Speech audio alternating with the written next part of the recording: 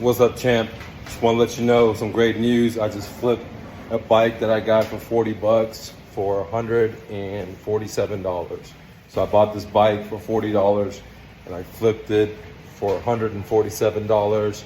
And it took me 24 hours, but I couldn't meet the buyer because I was doing some stuff. So it took me 48 hours to sell the deal. And the great thing with this deal was that I didn't have to go to the seller where I bought the bike from.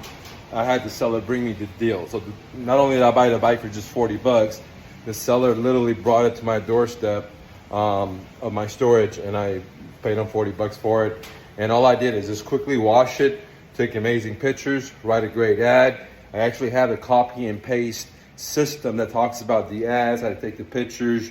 Everything is written for you, how to give the offers, copy and paste offer system. There's a link below, you can download it.